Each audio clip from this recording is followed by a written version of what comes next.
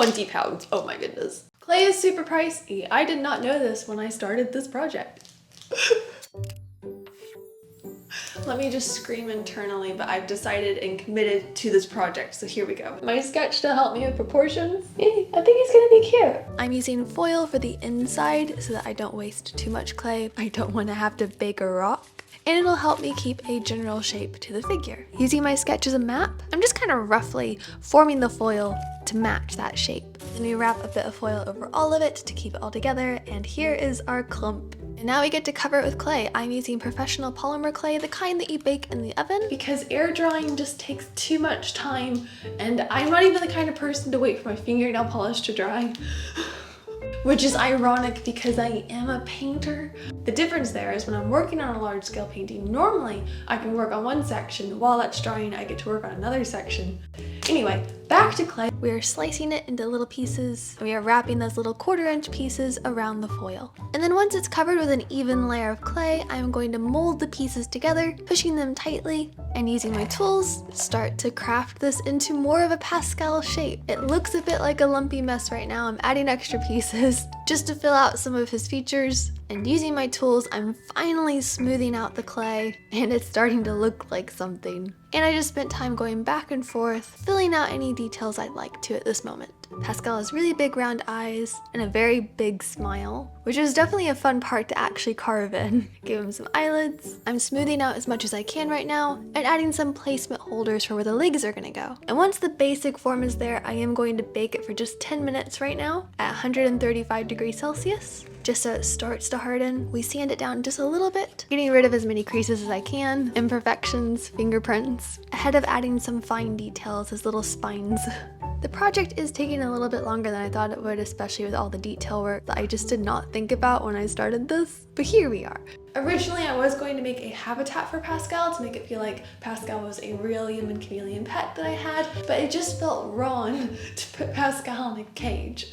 So I got this fake orchid. Therefore, I will mold the figure to fit this rather than putting my friend in a cage. I do want Pascal to grab onto the flowers, so the legs, I did have to position them a little bit, and I baked them on foil just so they hold their shape, give his tail a nice long wrap, and attach the tail. And we bake this all together for 20 minutes. And after he cooled down, we get to sand him again. For the legs, I just attached them with super glue, worked really well. And we are at this stage now. Using fine filler, this is normally for walls, I'm filling in the cracks along the legs, his joint pieces, as well as any little scruffs, dents, scratches, imperfections. Let that harden for a few hours, and then we sand again one last time, smoothing out as much as we can. Pascal does have some skin texture, and so I'm using heavy body paint to add really thick paint dots. They are going to dry a little bit flatter than they are showing right now.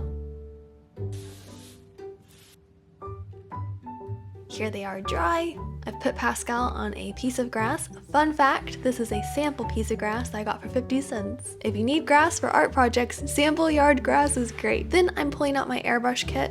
I got a box from my garage, and I'm airbrushing Pascal inside the box to reduce the mess in my office space. First, I start with a layer of primer, then a little bit of light green just for undertones. And then we go in the darker green, because when you airbrush a figure, always start with the darkest color and work your way lighter.